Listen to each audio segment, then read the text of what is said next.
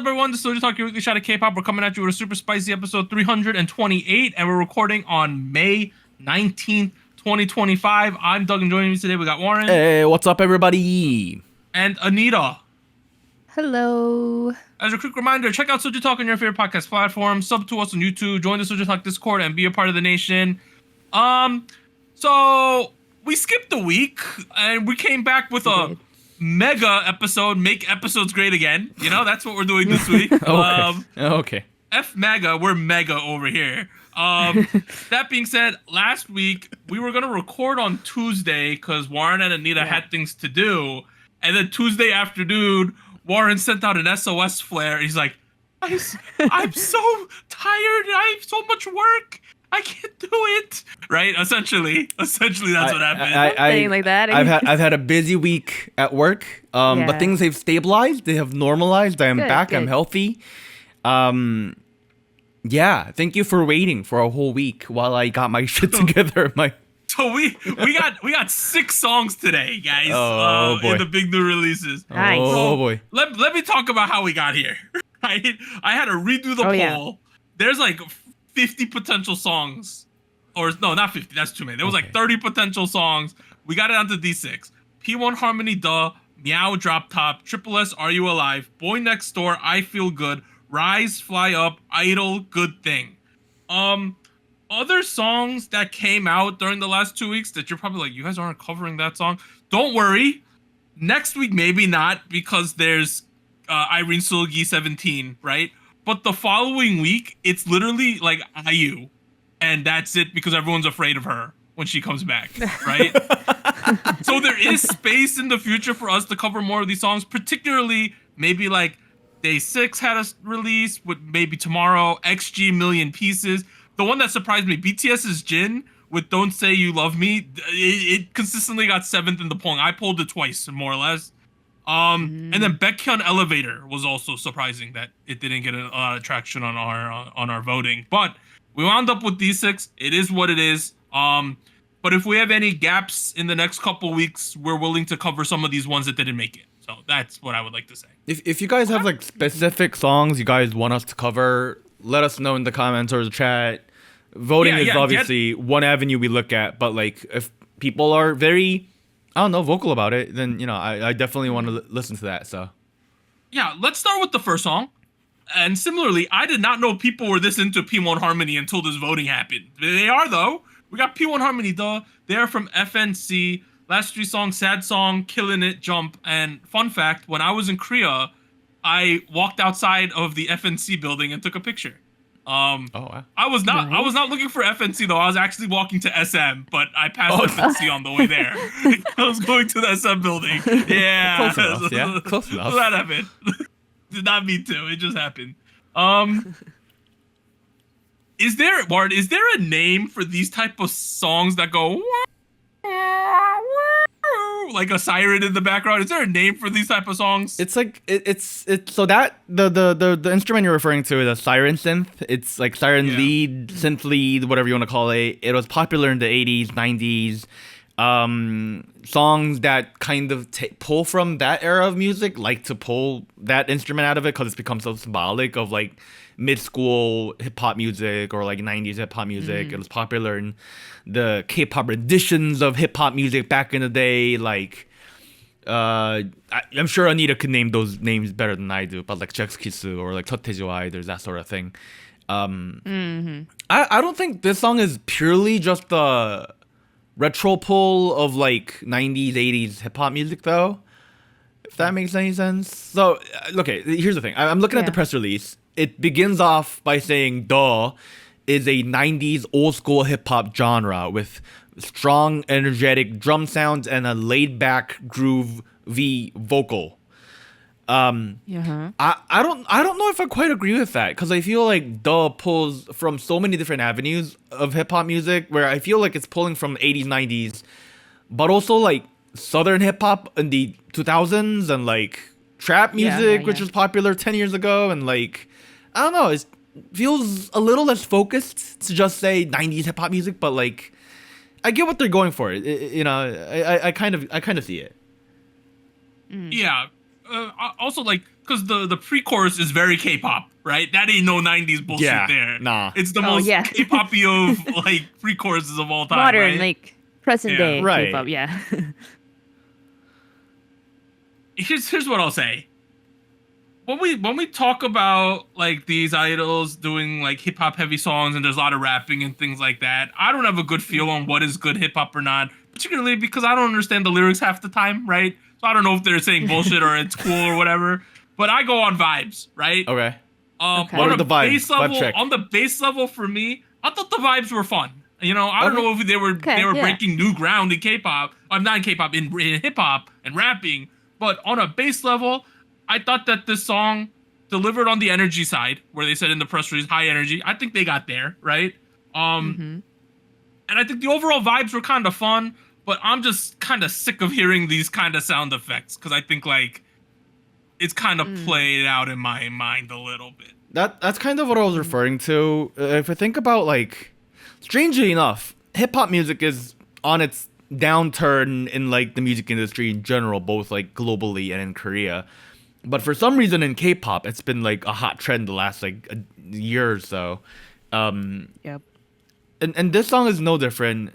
A lot of the songs that try to pull from like 80s, 90s hip hop music always pull that sound out of it. Obviously, that's not the only thing they're doing. Like the drums are there. Don't get me wrong.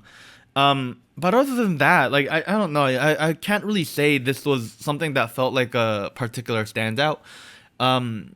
What was a standout was this guy called Jongseop. He was the second. He was the guy to rap the second verse after the first chorus. Yep. He was good. I thought his flow or the way that he delivered his verse fit the instrumental the best. Same. Maybe I don't know if it's because that's just how he usually raps or he was trying to adapt to the instrumental. But I agree. That's something I had on my notes too. Yeah. He kind of stood out a bit. He had a good sense of rhythm. The flow flowed well. There was good enough change up. The groove wasn't like, there wasn't enough room for him to do like a 24 bar, obviously, but like the groove was there. I had really no complaints. It's not like the word choices were like cringy either. Like it's overall a solid package from the guy. P1 Harmony is not a group I'm like familiar with like to the level of like names.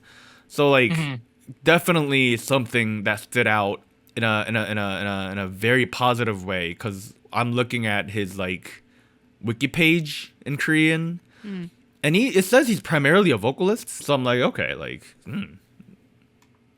Oh wait, no, I'm looking at the wrong guy. I lied. Sorry, I'm a liar. I was gonna say he kind of has a history of rapping. It says he's primarily. He was in K-pop Star season 6. He was in YG Treasure Chest. He's primarily a rapper, apparently. Okay, never mind. Yeah. I mixed it up because I was looking at the profile of another guy who is primarily a vocalist, and you can tell because his rap is not very particularly impressive.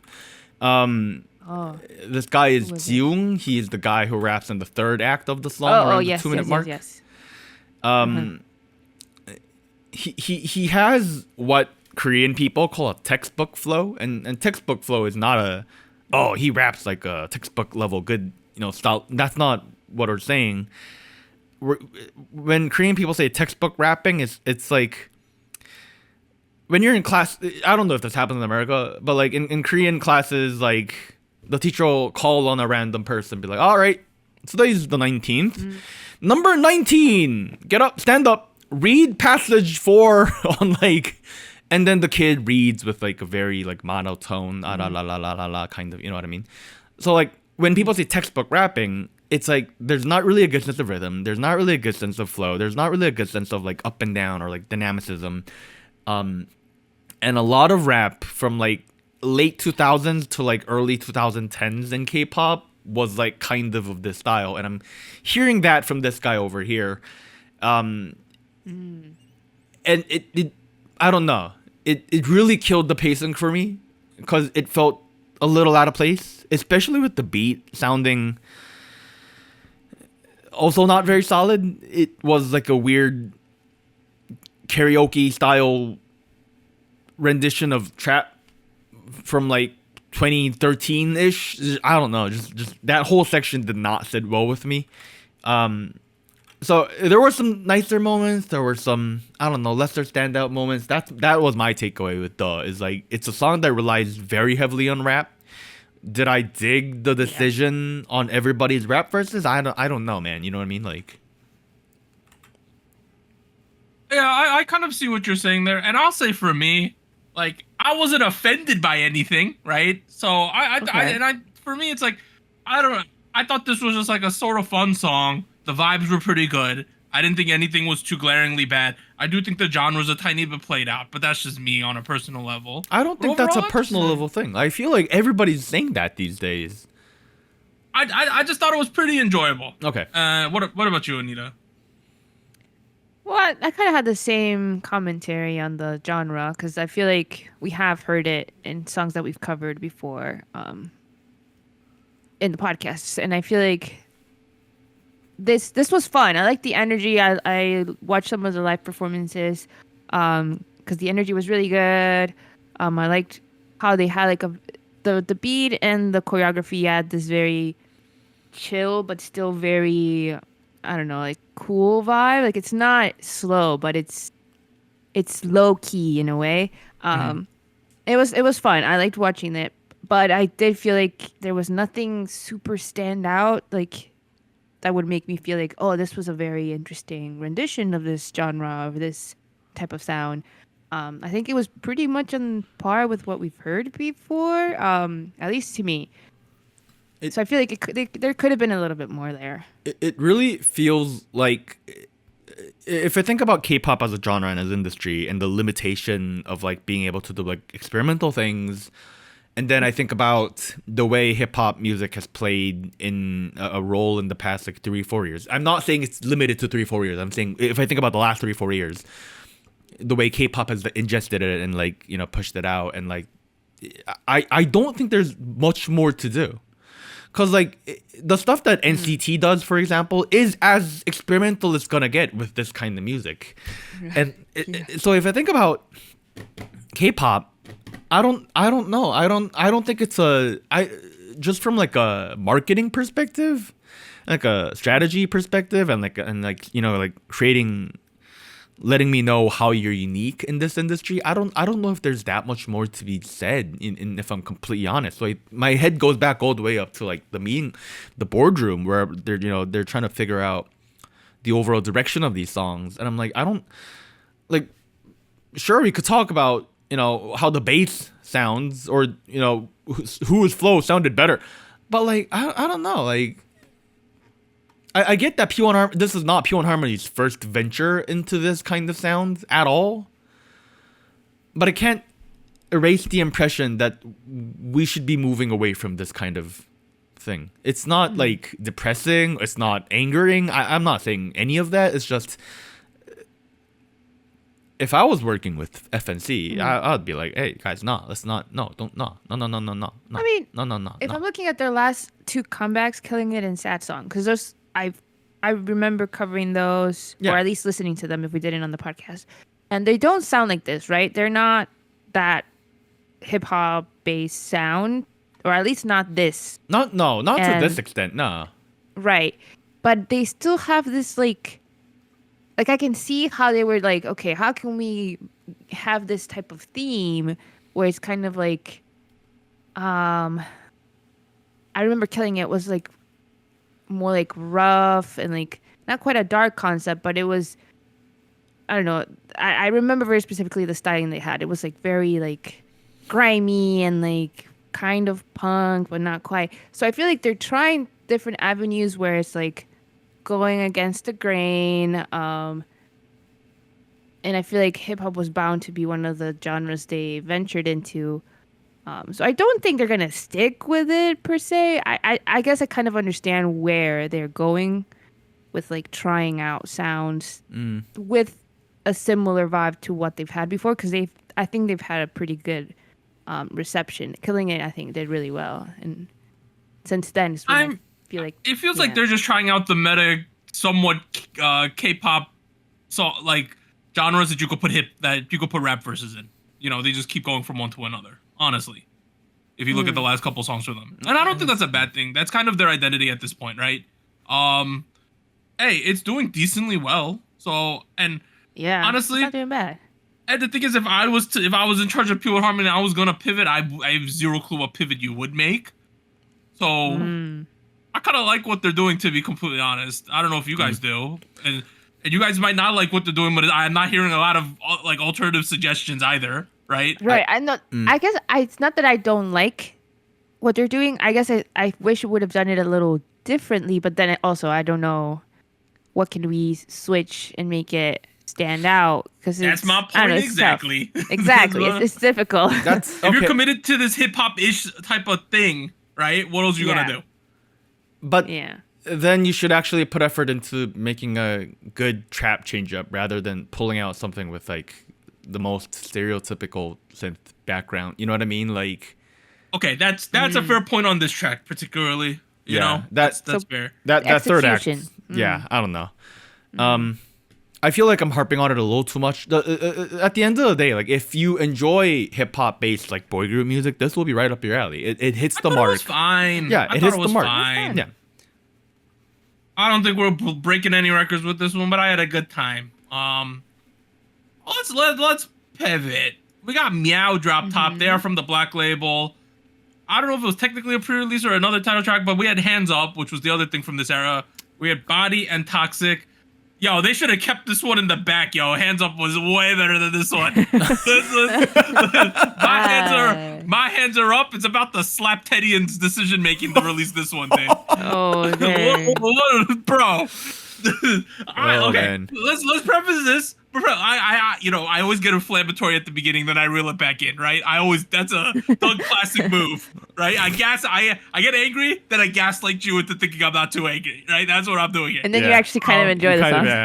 No, change your mind in 2 weeks. I do not enjoy this one. I think this one. Okay. This one is irredeemable for me. Oh yeah. This is from someone I like. Hands Up now. If we could rescore it, I'm giving it maybe an 8 at this point. Oh my god! I'm really into Hands Up. Wow. Okay. I'm really into Hands Up. I'm like a 7-8, and my prayers were answered. Meow's now on all the internet variety possible. They're all over the place. They're up in my algorithm, but that shit has to do with me. But they're on everyone's YouTube show now, so I like me some Meow. I know all the members. I know their names now. I know the nicknames too via watching stuff. Wow. Okay. There's a girl named Kim Soo-in in this group. They call her Kim Swim, apparently, because it sounds like it. Like, I know that I'm at that level, guys. Okay. This is stereotypical Black label Western K-pop slop. Damn, flop. Oh man, shots fired today. I'm not saying this song's ass, but I'm saying it's like, then you listen to the song, and then if you knew this is from the Black label, and you go, figures. You know what I mean? Yeah. Oh. That's my condemnation of this song. It's like, you listen to a song and you're like, this is exactly what I thought like a generic Black label song would probably sound like a slower one. This is exactly what it sounds like to a T. Does it not? I know exactly what you're referring to. Yeah. Yeah. Right? Like, you know how Black label likes to go, we're going to release some more Westerny shit, right? More Westerny pop. It's probably and not then you get this. The description I would have used. Like, I was listening to the song with a friend, and she was like, this sounds like a Blackpink song. I'm like, okay, fair. I thought about it for a second. I thought about it for a second. I was like, it sounds like something Blackpink would have put out about 8-7 years ago. Inspired by music from 2012, 2013, inspired by music from Kesha, or like inspired by music from like Rihanna or like Katy Perry, or like that realm of like millennial. Thank you. Yeah, like. Thank you for actually getting at the point I was trying to make, like in a better way. Here's the thing. Early 2010s music is having another rise. It's coming back in a way. But now the question becomes: is this the aesthetic that we were into? Is this the aesthetic that's like popping off right now? That's the question you had up asking, and my answer to that is not really no. No, because it really feels like we brought out the most sterile, uninteresting, overprocessed bits of like. That's what I'm trying to say, yo. Millennial. Here's the thing: when people say millennial cringe, like this is the kind of music I think about. Yo, this one don't got me kissing the ground like Katy Perry after that Blue Origin shit, dude. This one ain't that. Like, this song ain't not that song. It's not that guy. It's not that guy. Here's the thing. The problem with this song is, okay, we're getting melancholy, right? We're singing these verses, cool.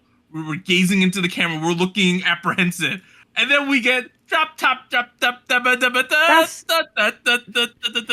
I'm like, what? Honestly, that was the part where they lost me, because I feel like everything leading up to it was very emotional, and it was fine. The vocals were good. I'll say something about Meow. I really like their lower vocal tones. They sound really nice.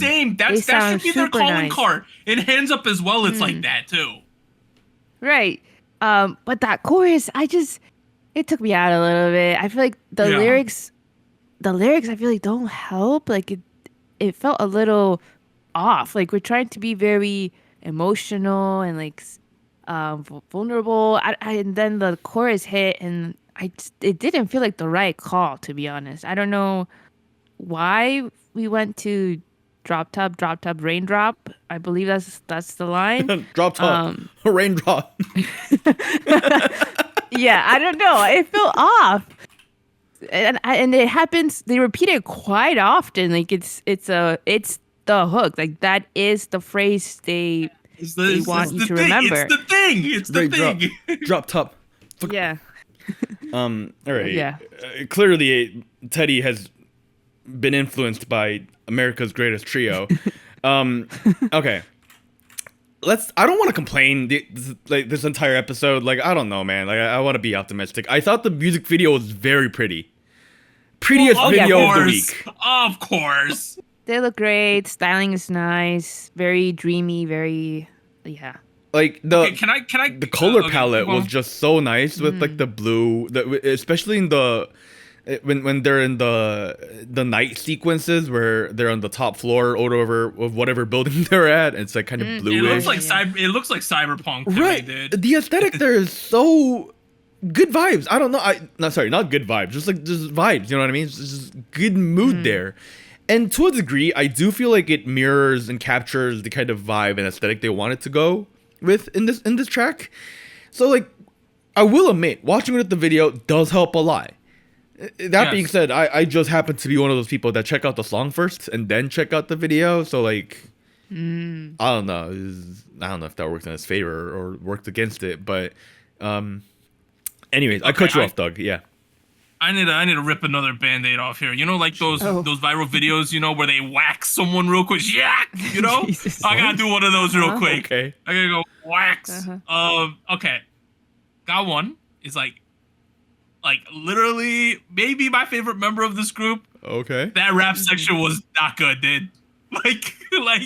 I'm glad I'm glad you said it so that I don't have to.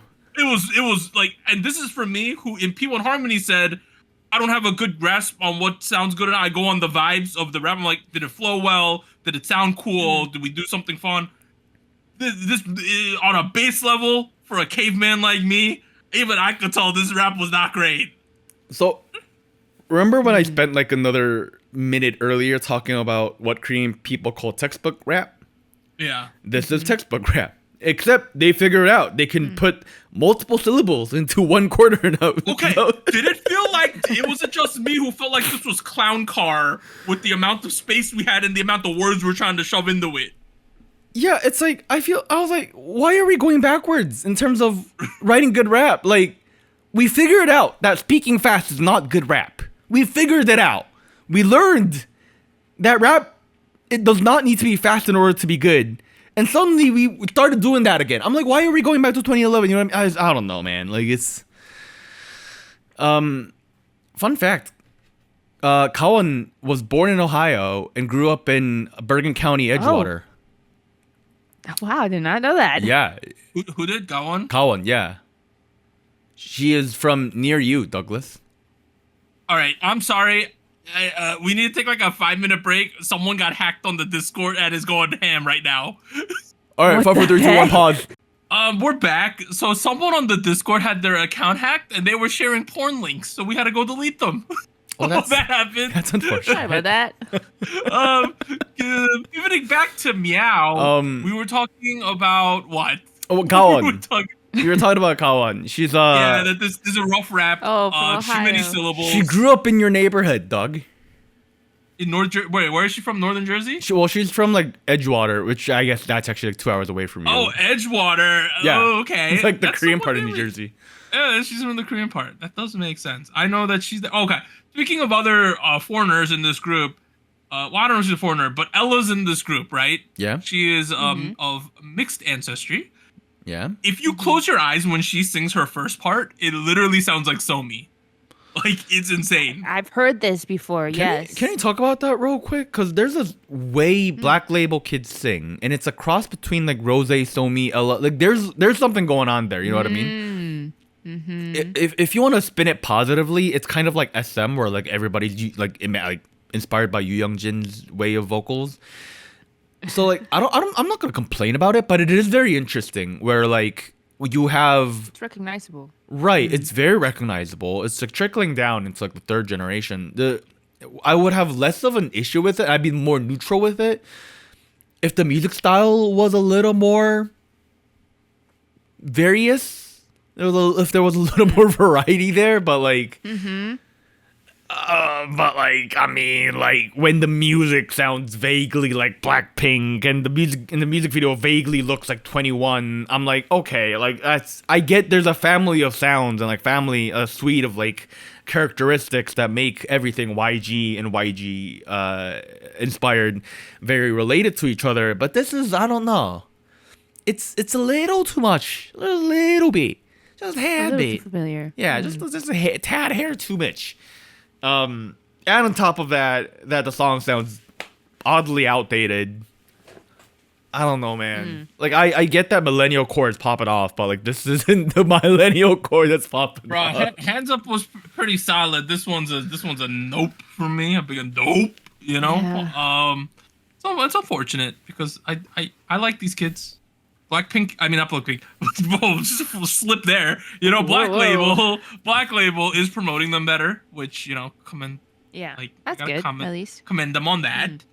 But this one I think is a swing and a miss, which, you know, groups do have. Here's the thing. I do feel like other than us who do this fucking show, and you know, we're now on our 300th like 28th episode. If you're like an old head that really craves music from like 21 and like old YG, this will probably be up your alley. So like there is that room for like redemption there, where like if you're craving that nostalgia factor, I don't know. I have a feeling this might strangely work. So if you're one of those people, check it out, because like, even though it's not up my alley, like it could be up yours. You know what I mean? So yeah, up yours. Yeah, as Warren said. Okay, let's pivot. We got tripleS. Fuck you. With Are You Alive? They are from Mod House. I didn't write all the ones that they sang, but I got Girls Never Die Here and Rising. They definitely released way more songs than that. I don't know what happened in my research. Girls Capitalism. They got a bunch of shit. You know, this is the group with the gajillion members, and they are releasing a guy version of this. Do you know that? 24 guys. Yeah. As well. Oh wow. That is also happening. But this is Assemble 25. So it seems like this Assemble series, don't quote me on it, but it seems like once a year they get the whole crew together and then they do like full 24. They bring back all the Power Rangers, they make the Megazord, and they release shit, right? Yes. That's what this seems to be. This is their Megazord. It's written actually on their press release here. Assemble 25th attempts to be their Megazord of members. Nobody laughed. I'm sorry. All right, let's start off with the first thing you hear, and probably the main topic of our discussion. Are you fine with 120 seconds of Laz in this song? Like, are we okay with that? Okay. Did you count? Is that actually how much? That's what someone said on Reddit. It might not be accurate, but someone said there's over a minute of Laz on this song. Okay, I'm gonna go and check how much percentage is La in terms of like lyric content. Here's my reaction to the Laz, right? If I took this song as I have no context period about this group or their previous La usage, I would say this is a kind of quirky, but a fun song, not a fun song, but like a wow, that was something type of song, right? It's an interesting song, has cool components. Yeah. But once I package in the fact that we're lying still, right, as a group, is the market plan here, I'm like, guys, come on. Jaden, come on, dude. Are we still lying in 2025? The answer is yes, obviously. That's how I feel, because independently I thought the song's kind of fun and I liked it. All right. Real quick, I have put the lyrics into ChatGPT. I've asked it to count the amount of laws and the percentage of laws in the entire song. So I'll be back with that in a second.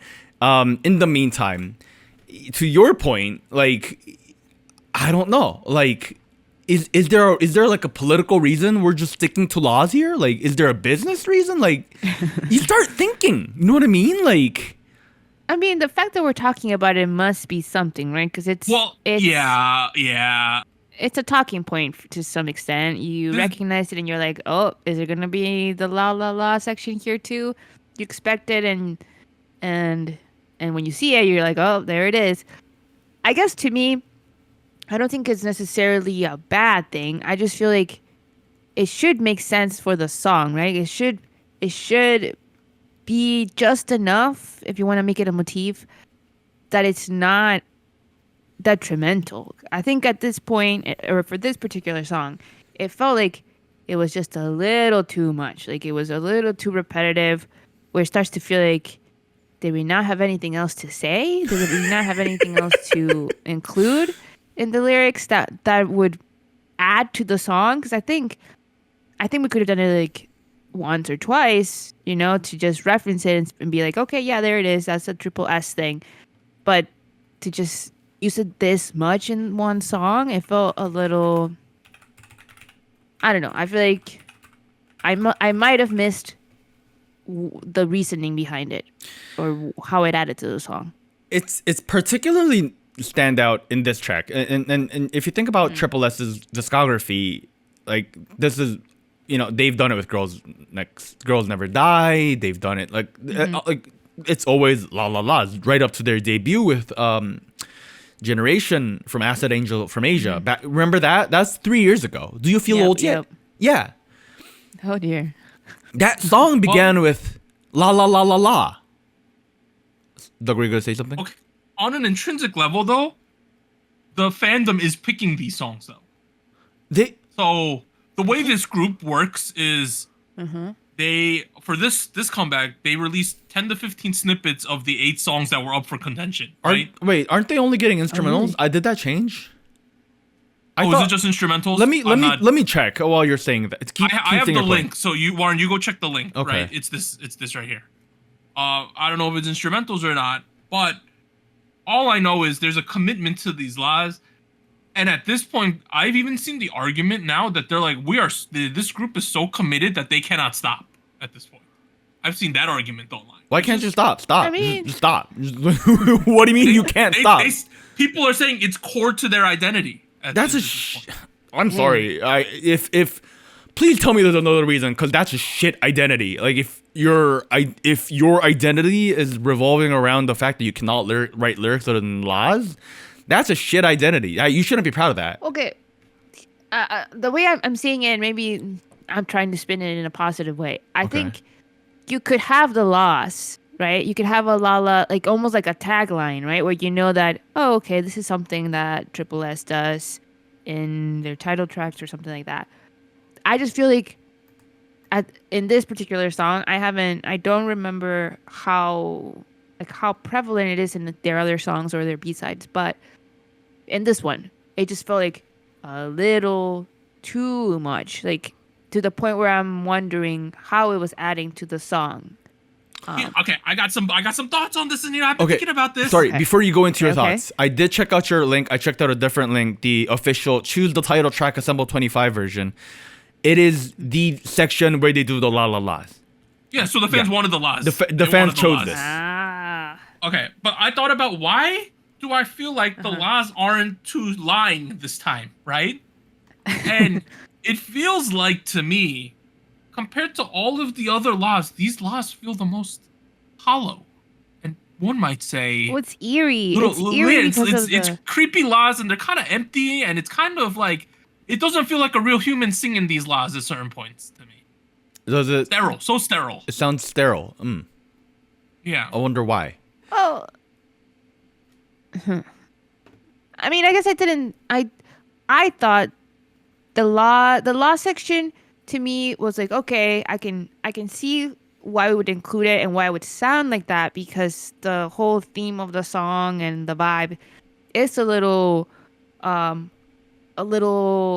not creepy, but it's a little eerie, a little moody, very, it's talking about like very I don't know, like I think there's some referencing to like harm, violence, whether that's self-harm or not. Like it seems very like sensitive topic, you know, like not super cheery, not very bright. Like I wasn't gonna expect anything like that from this, visually or like thematically. I just feel like it was a little too much. Like I think it happened a little too many times. Let's talk about it. I don't really have an issue with how it sounds. Let's talk about the technicality of how it sounds and why it sounds so sterile. You're dealing with stacking like what it sounds like. There's more than 24 vocals in here, and they're all doing the same la la la la la's. There's obviously harmonies in there. People are singing in different octaves and like different chords, and like it having to balance 24 folks is not, it's not meant for modern pop music production, typically speaking. So you have the situation where you've got a whole bunch of layers, you're compressing it together, and then on top of that, the way the arrangement works, especially in the very beginning, there's like no release, there's no reverb. It's just like the la's just cut off at the end. La la la la la la la la la la la la, that way. Yeah. And like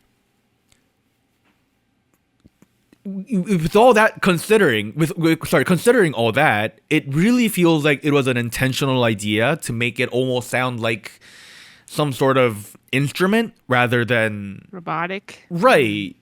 And to a degree, when you get to the third act of the song where you start getting those instruments with a chopped version of the la la la chorus, that part felt the most strong. That I really enjoyed that section. Do you hear those pluck instrumentals? The pluck instruments with like a very keyboardy sound, like the toy piano, Yes, sir. dong, dong, dong, dong, dong, and like you hear that, and I'm like, okay, I see what the intention was, and I kind of like it. I kind of dig it. Now, on the flip side, I do agree with Anita. I feel like it's very overplayed. Did they have to layer it under like an emotional vocal section? Sure, it could have worked. It's a very popular formula in pop music, but like it probably doesn't work when your whole song is hell-bent on saying la la la la la. Now, adding on to that is what Anita mentioned earlier with the theme and the lyrics, because I do enjoy the theme and the lyrics to this song much more than Girls Never Die. And one person might say, well, Girls Never Die was a call for female empowerment. It was meant to be a hopeful message and encourage to everybody listening to the song. And I'm like, okay, fair, I agree with that. But on the other hand, it was a little too on the nose. It was a little too in your face about, oh, if you fall down, get back up. And I'm like, okay, I mean, sure. Everyone can say that, you know what I mean? Please, yeah. Yeah, yes. If you're feeling depressed, please be happy. Sure. Like, talk about good advice.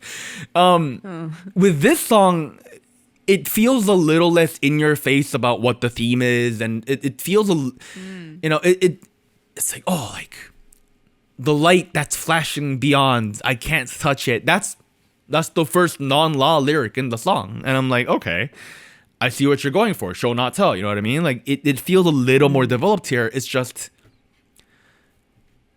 I would have liked more of that rather than the la la la la la la la. You know what I mean? Like, yeah, I agree. So like it feels like a bit of a missed opportunity when the non-law sections are so, I don't know, it feels very interesting to me. Like Yeah. Yeah. Okay. I hate the last two, but I feel like it somehow ended up working to somewhat. You know, like it's an interesting song, right? It's interesting. It's thought provoking. Here's the thing. Music video has some beautiful shots too. Music video is great too. It again. I feel like Girls Never Die was a little too in your face with the theming. This one I feel like it's if it finds the right balance. I don't know about eating a dandelion. I wouldn't do that. That just feels like a terrible time. Not gonna lie. Just like, I loved the apartment shot where the camera's on the ground looking up at the apartment buildings. I thought that was an amazing shot. I think the song, like, okay, I don't like the usage a lot, but on an individual level, I think the song ends up being pretty good. To be completely honest. Yeah, like for what it's worth. Here's the thing. I like the melody, the actual la la la la la la la la la la la la. That version of the la la la chorus might be my favorite la chorus we have ever gotten. I could see that. Yeah, it's just even though I like the melody in itself, it feels overplayed in the song. The pacing gets thrown out a little bit. The lyrics are pretty, but then I don't get too much of it. So it really feels like I got a lot of great components. It's just the classic situation of the pacing being not really that good. I don't know, man. Like, I don't know. For what it's worth, I like this more than Girls Next Door. Sorry, Girls Never Die. If it's not clear yet. Sorry, not you Girls know, Next Door. Okay. You know what I mean. So here's one final point I want to say. With this type of song and this type of music video where it's not too on the nose, it kind of feels like, you know how, I hate to compare, but you got it with this man. You know how back in the Luna days, back in the day, right? Yeah. There was this like vibe with Luna where you're like, uncanny valley, what's going on here? I'm confused but intrigued at the same time. That makes you like 2% uncomfortable, right? I think we're hitting those vibes these days with this group. And on that level, I think that they've kind of honed back into what made like early Luna so great, where you're like, what the F is going on with this group, right? I think they're doing that well, but I still think 24 members is crazy town, to be completely Can I also comment on that? Sure. On the member numbers? Because I was really curious how they were going to perform this live. So I saw one of the live stages they had recently. I don't know how they managed the stage size, but it's a little like, it seems like such a feat because they try to get them on the stage, but inevitably they end up having some people on the sidelines for a good I hate when they do that. And I didn't count because I'm not too familiar with the girls, but I don't think everybody gets a center spot or a line. I think some girls are just dancing. And I think they try to do a bit of camera work to show everyone, but I also, like, I can't be sure. Like, I can't keep track, and actually, maybe somebody will and at some point and check if everybody got a shot. But I just find I feel like, yes, it's impressive. The numbers and like the presence of it, like a big group. I get the idea of it. I just feel like logistically and like as a performance, it just feels a little difficult to really give everybody their time to shine. I don't know. I think I haven't seen previous performances when they've been 24 of them. I don't think. Maybe I have. I can't remember. But I just feel like, oh dang, I wish there was a better way to manage it, but it's just difficult with so many people on stage. I mean, to be fair, NCT has the same problem when they do the big NCT stuff, right? So yeah, it is. It's a big problem. I'm looking at M Countdown episode 888. I'm also looking at Music Core from May 17th. It looks like they got everybody to fit on the stage during the certain important moments, like the intro and the outro and the chorus and whatnot. So I do think, I don't know, like I definitely agree with you. Like, there is a moment, there is a point where, like, yes, I agree, it's a visual feat to see all these people doing this cool thing, right? But then at a certain point, it feels like I'm watching a clown car with like, oh, here comes out another person. Oh, you thought 8 clowns was it? Oh, look at the 10th one go. And I get that people are endeared to this group now, so it's like you can't even fathom not having all the members, right? But on like a fundamental level, it's a lot, right? It's a lot. It's a lot. Hey, triple. Oh, one last thing. One point I wanted to make. I have another shout out to whoever made this decision. Can more goddamn companies put in the subtitles who's singing the part? That was nice. It's such an easy idea that no one else does. It's like, it makes complete sense to do so. And they do it on this song. I feel like they have to at this point. I know they have to, but why can't every group do that? It makes so much more sense. That'd be nice. Okay. My AI agent assistant came back to me with the percentage of laws. So the chorus is 7 laws. So whenever they do the chorus, it's they go back and forth between 7 5 7 5 7 5. So in one chorus section, you get 48 laws. Okay. There's the next run of the chorus is 12 lines of laws. So that's 72 laws, making it 120 laws in the entire during that section of the song. Now, the rest of the song has about 268 words. So, if you look at that, you get about 31% of laws in the entire track. Yeah, that's too many laws, dude. A lot of laws. This was ChatGPT doing the calculation, so I might be wrong there. Just don't shoot me. I don't know. It sounds about right by feeling. There you go. It's just like I just feel like I get what they're going for, but to me it just felt a little hollow, you know. I think it could be done a different way if they really want to stick with it, but what do you mean by a different way? This is not bad. Like I said, like it could be more of a, if you want to make it like a shorter, like recognizable thing, more like a tagline, like I'm thinking of Stacy, how they used to say Stacy Girls is going la, down, la, like that sort of thing. La la. not quite like that, but something shorter. No, at this point, there's no way they can do that though. They're so committed to La Chorus. They gotta do what Daddy Park is doing, and like they gotta whisper like la la in the beginning of the song, just like. All right, let's take a quick break for after these, since we've done 3 songs, and we'll come back with the next 3. All right, 3, 2, 1.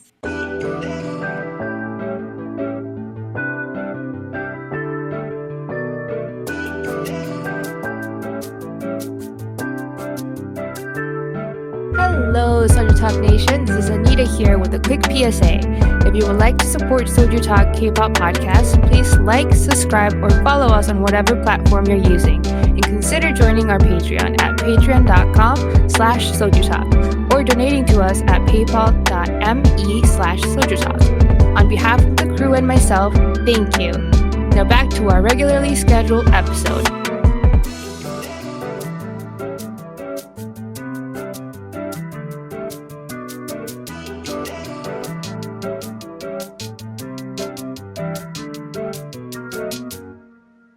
Alright, the next song, Boy Next Door, I Feel Good. They are from KOZ, King of the Jungle.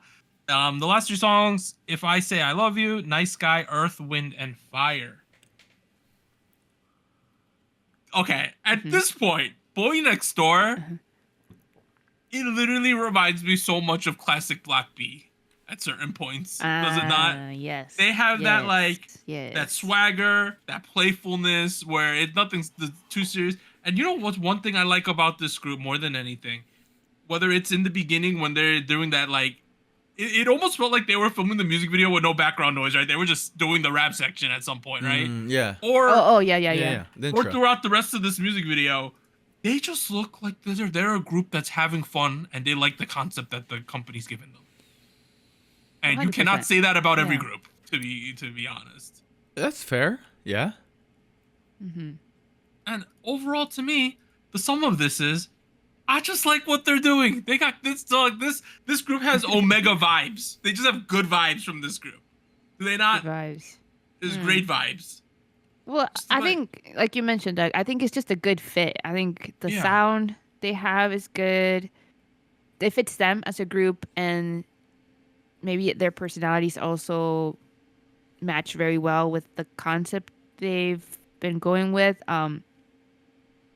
I don't know. It just feels like it works. I think the energy they bring is really nice. The performance. But yeah, it is very similar to stuff that Zico used to do with Block B. He's in the credits for the song too, so I'm not surprised. But like I feel like just like the bit where they just like shout in the chorus, like it's a little scream and then they say "feel good," "I feel good" or something like that. Ow! It's just I feel like that's so Block B Zico. Like that is something that I feel like he has done before, or could do. Like I don't know. I just feel like they're very consistent in the type of songs and like the production they do. But I think it works. I think it works for them. Ah, feel good. Ah. Yeah, exactly.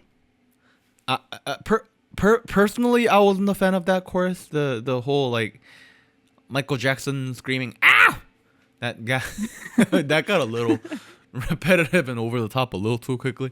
But I see your point though. It's fun. It's campy. I personally found it a little forgettable in the ocean of like slightly campy boy group music these days. Okay. I do feel like if you compare it with like the other newer releases off of BOYNEXTDOOR, it's a little forgettable for me. Even though it fits in nicely with like Earth, Wind and Fire or like Nice Guy or such. I don't know. Maybe it just didn't work for me this time around.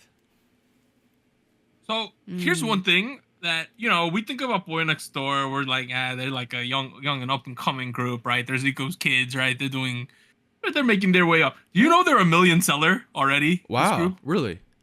Yeah, Quite popular. Yeah, their last thing released September 9th, 2024 during the sale apocalypse, right? Sold over 1 million copies. Oh wow, last year. That's crazy. This group is way bigger than I don't know what it is. It just feels like some of these like. I don't know what we would consider. I would consider them like an upper mid tier, maybe low high tier boy group at this point. You're selling over 1 million, right? You got to be somewhere near there. Yeah. But I just feel like a lot of these boy groups kind of fall through the cracks a little bit, and it's a bit of a shame because like they're clearly doing well. Yeah, this recent one, No Genre, which is what this song is from, it sold 730K in the first day. Wow. Oh, they're doing extremely well. Yeah, they're doing extremely well. Oh yeah, they sold over 1 million within the first week. Yeah, it says now. Yeah. Overall, for me, this group, immaculate vibes. If I was in a boy group, I want to be in a fun group too. I don't want to be in those serious bullshit group, right? These guys no look like they're having a dark good concept. time. Yeah. No emotional. Lyrical dances or nothing like that. No right? lyrical like, dances. These guys are just like all vibes. From debut though, I feel like they were very much established, and right. I think a lot of they're following the meta, right? Like it's not like something I didn't see coming. Very like general public friendly. There's no lore that I can think of. Very much they're the boys next door and they're little rascals. That's what this shit is, right? That's it. Like it's very approachable, general audience friendly, and it makes sense. I think also I feel like the fact that I'm like, I know you guys also mentioned it, but I feel like the fact that I'm also listening to it and thinking like, oh, this kind of reminds me of Block B, Zico. I know I'm possibly in the minority, right? Because I think the demographic they're going for probably is not as familiar with Block B. Probably that was not, doesn't get that like connection of like, oh, this sound we've heard before.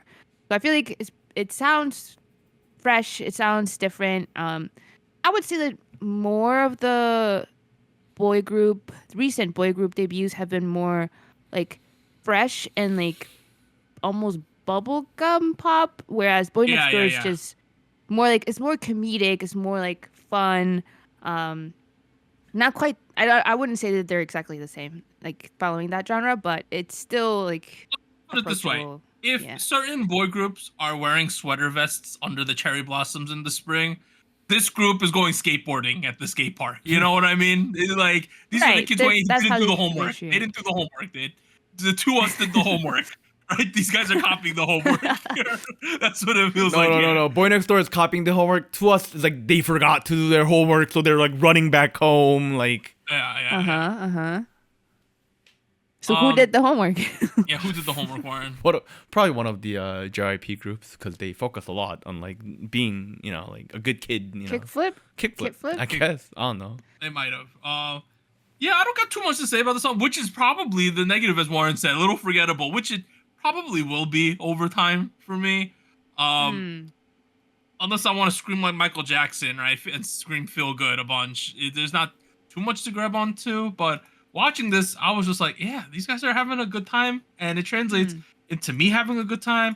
I love that one shot where they're in the crosswalk and they're doing like wave choreography where one guy starts, then the next guy, and the next guy. I thought that was a really, really good shot, honestly. That section was also really nice. The pre-chorus section where it's more like vocal heavy, not quite as shouty. That was really nice. I like that part. I think that was my favorite. Yep, I'm pretty into Boy Next Door, I guess. And honestly, thank you guys for voting this one in because I enjoyed this one. Let's pivot. All right, we got another young-ish boy group. We got RIIZE, Fly Up, SM. They had a pre-release, I guess we'll call it, with Bag Bad Back a couple weeks ago. We have Combo and Boom Boom Bass. Someone at SM watched like High School Musical before they wrote this shit. Honestly, am I wrong? Like, no, you're not. I don't think so. This is almost like musical theater. This song, it's insane. But I don't hate it though. I thought it was so positive. Like it made me feel good. I don't know what it is about this one. I know Warren didn't like it. I know he did not. I'll go last. I'll go last.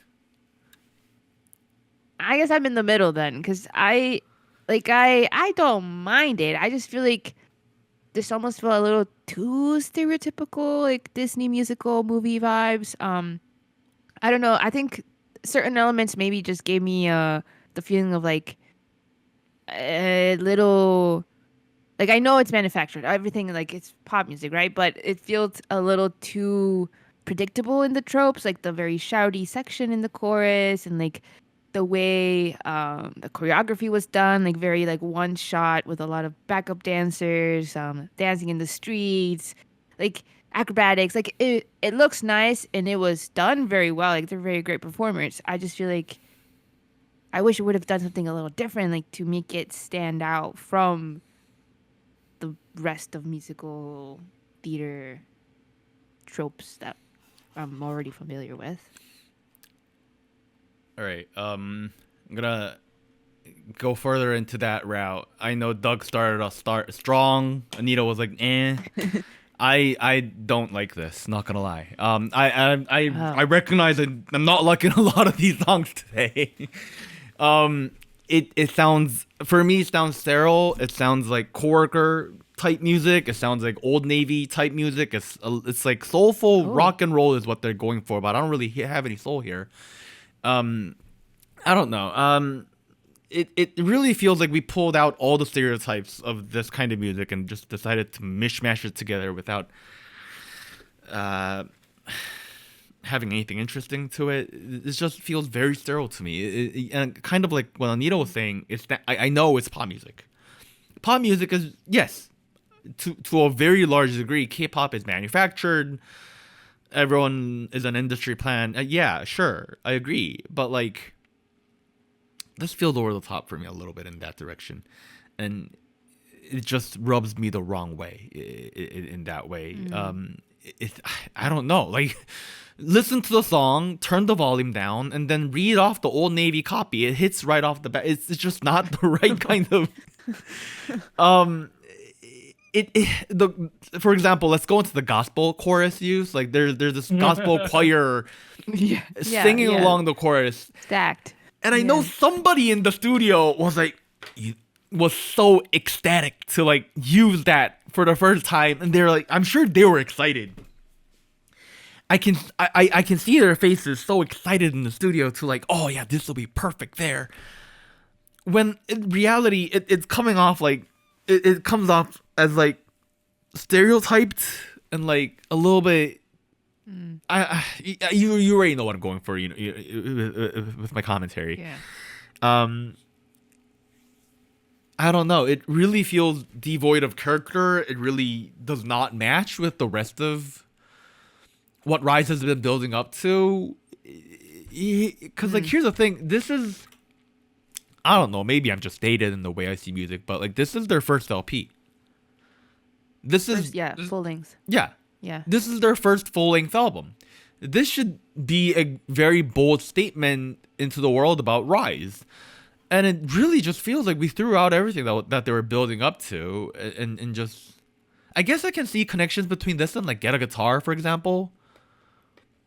But, like, realistically, it feels really detached and, like, weirdly one-noted all of a sudden. Whereas, like, RIIZE had a lot of dimension in their music, whether that be Impossible or, like, Love 119, or, like, Siren, for example. Oh, yeah, this is not Siren. No, and, like, I'm not saying it needs to be dark hip-hop music. You know what I mean? Like, I'm not saying they need to stick to just doing one sound. This just sounds sterile and boring and just was one-noted. You know what I mean? Like, I feel like we pulled out every pop formula there is and just smashed it into 3 minutes.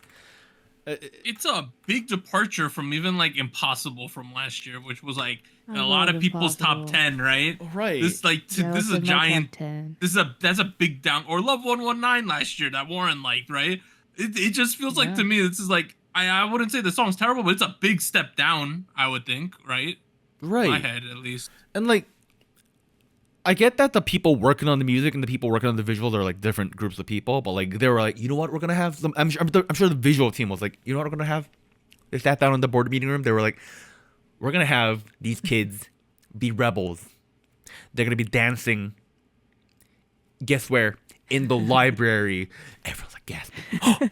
In the library. Dance. No, I mean, to be honest, to me, I feel like that makes sense for, like, the vibe. Like, when I listened to the song and I saw the music video, I feel like, okay, this makes sense. It just feels like the fact that it makes sense feels like that's too predictable. That's too comfortable. No, it's just one cliche after another. It's just like 3 minutes. Visually and musically. Yeah. Hey, say what you want, though. This song on the first day debuted at number 7 on Melon Hot 100. I mean, good for them, I guess. RIIZE is doing well. I think RIIZE which would make this their second most successful song ever. I mean, it's number 1. I know at one point it hit number 1. Yeah. But, like, on the flip side, just because Gnarly was on Billboard Hot 100 doesn't magically mean Gnarly's a good song all of a sudden. No, I like Gnarly now, by the way. I knew it would happen, Doug. Yeah, it's okay. Yeah, it's okay. I don't know. Not to piss on everybody's party, but it's just, I don't know. Like, go listen to the High School Musical soundtrack album if you want more of this. Well, I do know with this song, people are very divisive. They either love it or hate it. Oh, really? For sure. Yes. Can I say a positive thing, though? Okay. I thought the vocals were very, very nice. And I guess, once again, I think Sohee stood out a bit more because I think his voice does really well with this sound, too, apparently. I don't know. I thought he did really well in his sections. I don't know if it's his tone or the way he was delivering the lines, but they sound good. I just feel like the song overall was not super interesting to me, at least. Let me rephrase it. I think love it or hate it's too strong there. It's like people either say, okay, it's okay, it is what it is, or people really like it is the better way to put it. Like, some people really like this song. Like, people love this like gospel church music, man. People are into it. I mean, you're welcome to enjoy gospel church music. But, like, it just ain't working for me. I don't know what to tell you. I thought it was okay. I enjoy gospel church music. Don't get me wrong. It's just this rendition is not A. It's just not A for me. Damn. Okay. Warren's just not a positive person, you know? He doesn't want to fly up with us, guys. Let him stay down there being all depressed on the ground. And that's what it feels like to me. I could keep going. Though the way they use the word fly up in the chorus becomes really repetitive and really old real quick. This list goes on, man. Damn.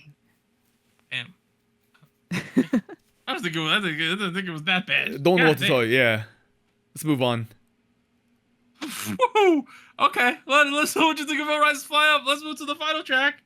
We have I-dle without the no G's anymore. Right. I-dle with Good Thing. They're from Cube.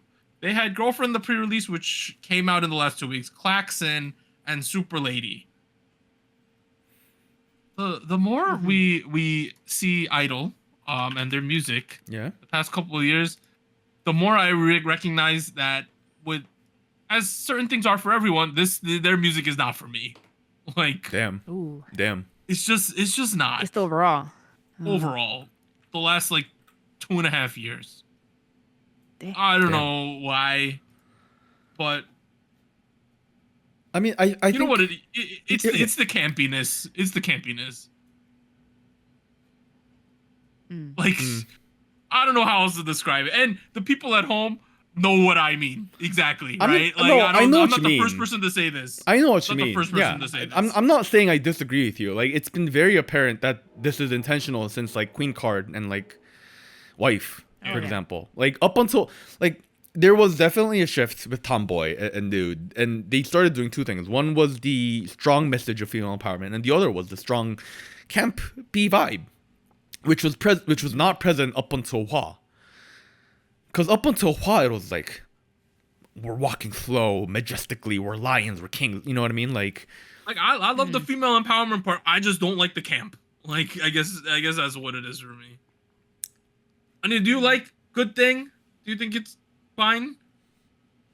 We were having a little bit of a discussion of this before we started recording, and I was saying that there's been a trend in music in general of going back to a late 2000s, early 2010s sound. A lot of people are using the term recession pop, right?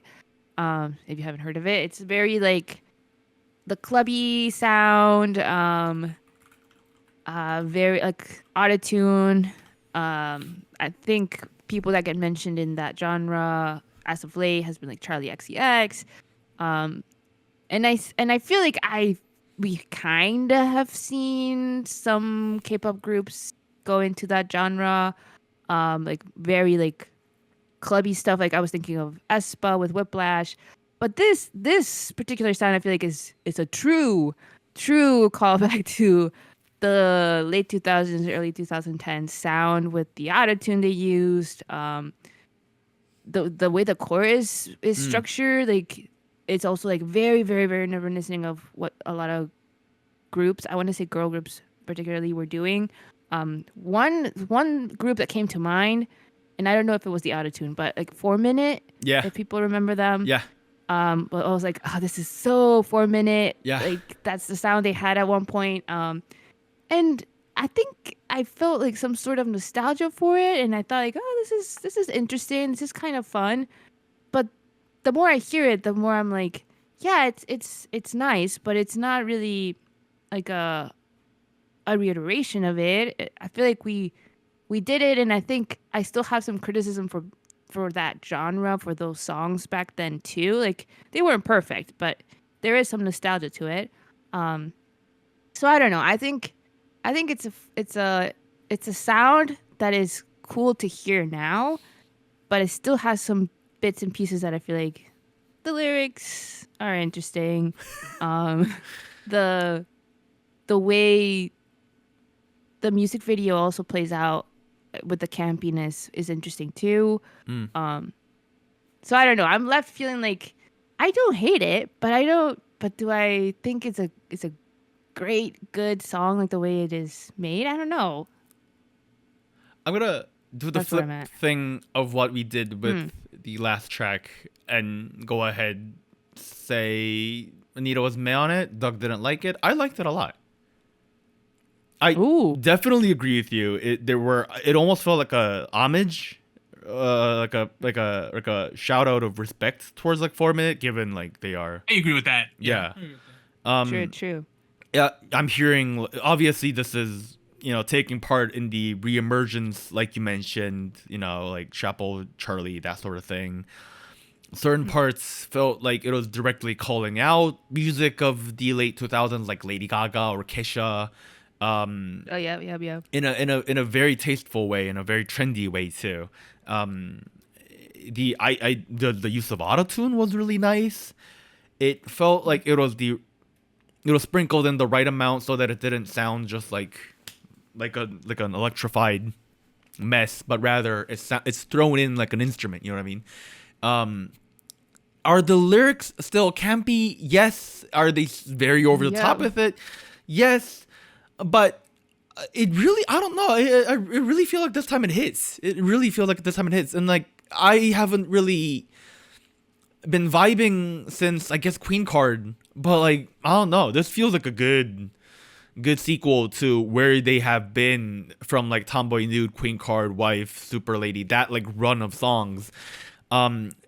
To combining what Soyeon is really good at with like the top lines, and then the way you build into when you pace yourself into the chorus, which is not like over the top, it's not too aggressive, but it's still hype. You know, the dynamic, the energy is there.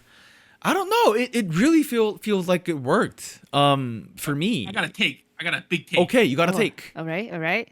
It's my favorite G-idle song since Tomboy. I think this is out of the camp we've gotten. Okay. I enjoy this one the most. I kind of agree. I enjoyed this. I like this more than Nude, Queen Card, Wife, Super Lady, Klaxon. I enjoyed this one more than all of those. Okay. Yeah. I mean, I agree. Yeah. I agree.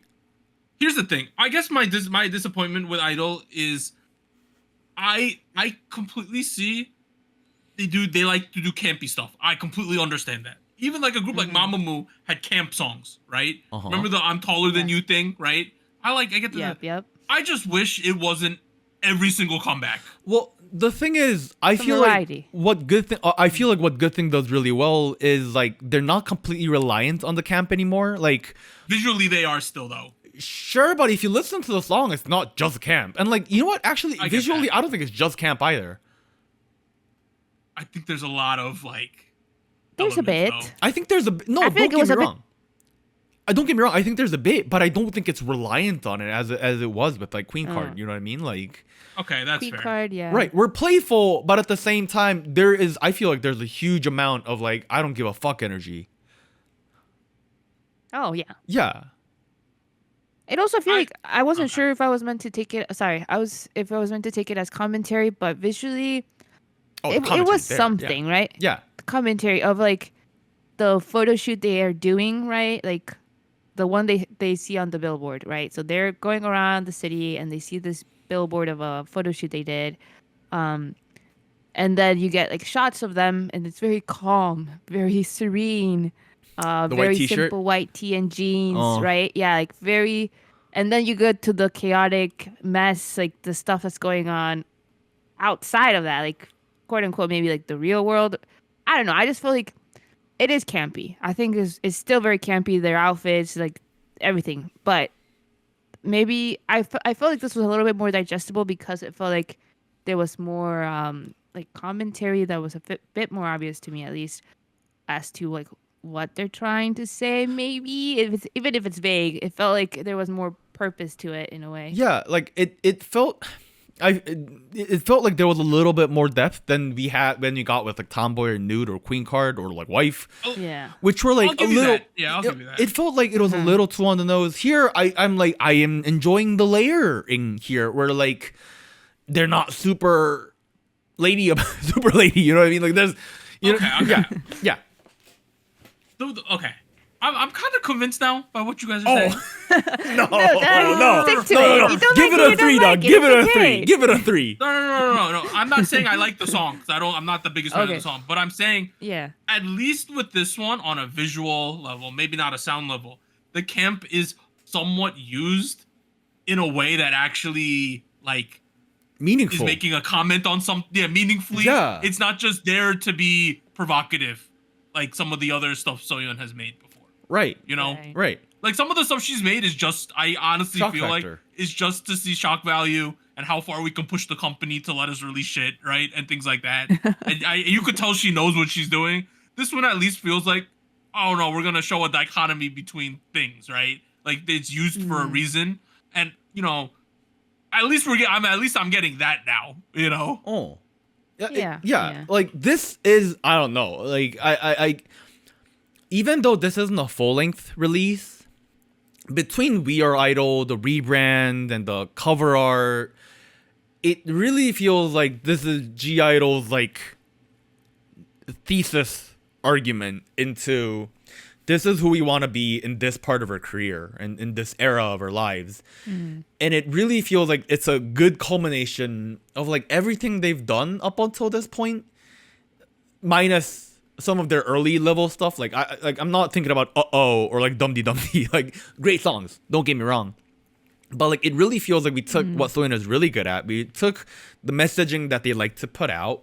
We took the campiness that, you know, has been, you know, love it or hate it this past, you know, couple of years. And then it feels like on top of that, they pulled out a good rendition of a trend that's popular in America, not so much yet in Korea, pioneered it a little bit to fit the K-pop language. I don't know. It feels like we did a lot of good things here. So, like, even though I am very full aware that I am not the girlfriend that they're talking to in the second track of the EP, I can appreciate it. You know what I mean? Like, I can appreciate the thought and, like, you know what I mean? I can, yeah, like, it's working. Here's my question. My question, though, is, do you foresee in the next 2 to 3 years them not releasing a song with camp in it? I think so, actually. Yeah, and I think this is the song without camp. Do you think this is the least campy song we'll get in the next 2.5 years, you think? I don't... I thought Girlfriend, the pre-release. You guys watched Girlfriend, the pre-release, right? Yeah, I saw Girlfriend. I don't know if Doug did. I thought it was bad, to be completely honest. I thought... I listened to it. I thought it was like... I thought the lyrics were like... terribly Soyeon lyrics. Well, Doug, you're the shitty dude. They're talking about it in the lyrics. No, but I feel like to me that release was very much like it was meant to be a bit more, not necessarily serious, but like it didn't have like a whole lot of theatrics or like elements to it that as much as that some of their title tracks do. So I don't know. I feel like this feels like they're entering a very like a not necessarily mature era, but like. They know what they want to do, but it felt a little more muted this time. I don't know, maybe it was the video too, like the colors. I think y'all are overselling this, that they've really? Controlled the camp. I mean, the lyrics of the last song was, I don't give a F about love because we are idle. Like, come on. Like, you guys got to give me that they're still releasing weird lyrics. I never said they are. Yeah, you got to give me that, right? Yeah. Y'all got to give me that. Yeah. But it's not... They're Soyeon lyrics at this point. They're right? Soyeon lyrics, but I don't hate it. I fuck with it. Yeah. I don't know. You like holy moly as well? Sure. No. You know what I mean? I don't love it.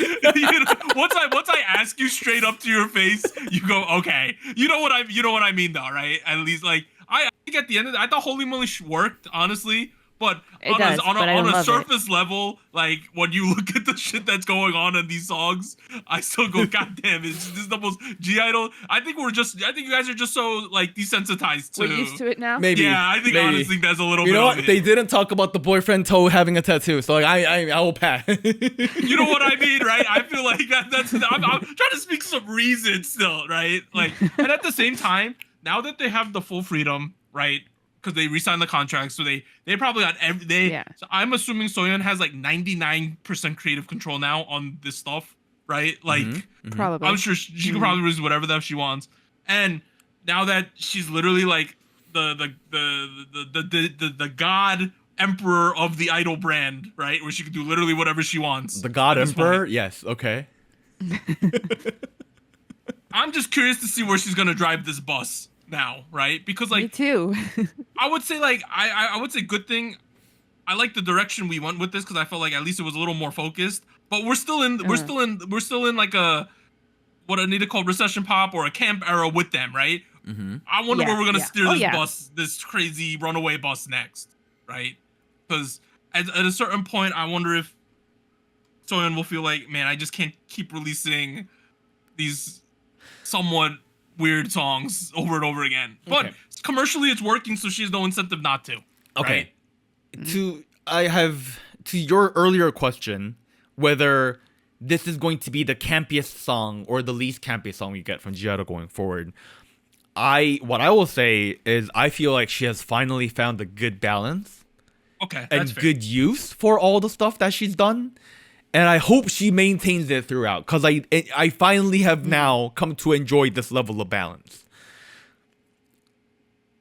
Yeah. Okay. It's like she curb stomped you enough to the point where you kind of like it now. You know what No, I mean? no. That sounds like I have Stockholm syndrome. No. It kind of feels like that to me, brother. No.